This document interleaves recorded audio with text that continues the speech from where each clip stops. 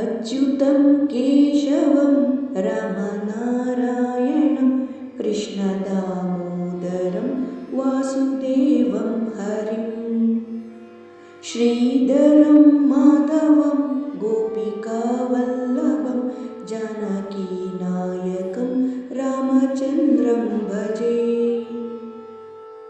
अच्युतं केशवं सत्यभामाधवं माधवं श्रीधरं राधिकाराधितम् इन्दिरामन्दिरं चेतसा सुन्दरं देवकीनन्दनं नन्दजं सन्ददे।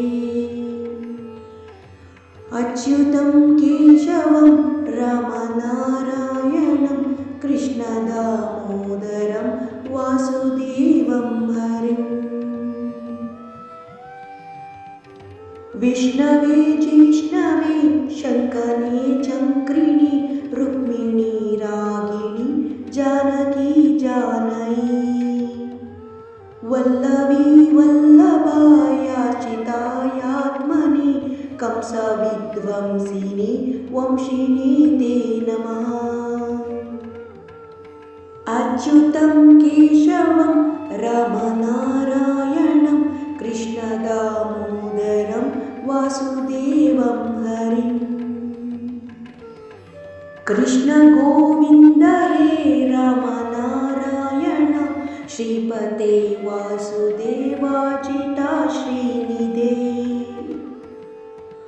अच्युतानन्द हे माधवादोक्षज द्वारकानायक द्रौपदी रक्षक।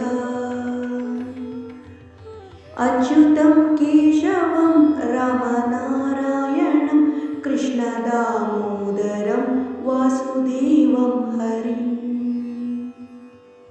राक्षसाक्षोभित सीतया शोभितो दण्डकारण्यभू पुण्यताकारणः लक्ष्मणोऽन्वितो वानरैः सेवितो अगस्त्य सम्पूजितो राघवः पातु माम्। अच्युतं केशवं रामनारायणं कृष्णदामोदरं वासुदेवं हरिं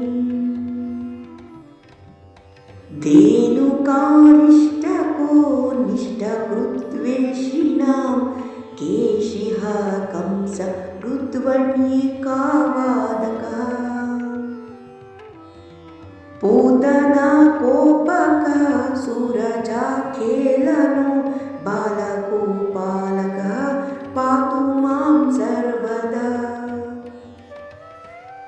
अच्युतं केशवं रामनारायणं कृष्णदामोदरं वासुदेवं हरिं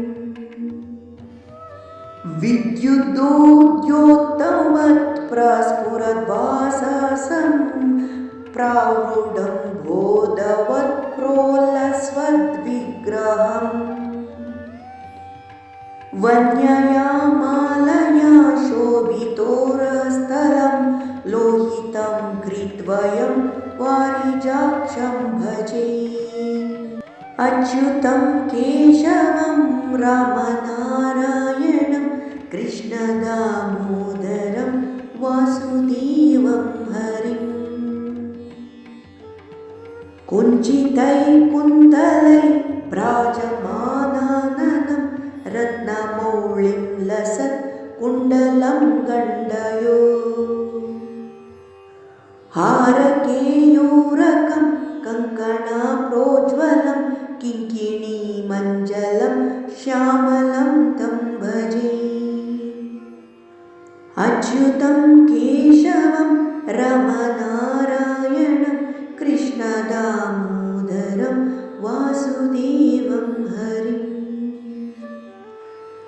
अच्युतास्याष्टकं यः पठेदिष्टदं प्रेमतः प्रत्यहं पुरुषः सस्पृहम् वृत्तथा सुन्दरं कर्तृविश्वम्भरः तस्य वैश्यो अरिर्जायते सत्वरम्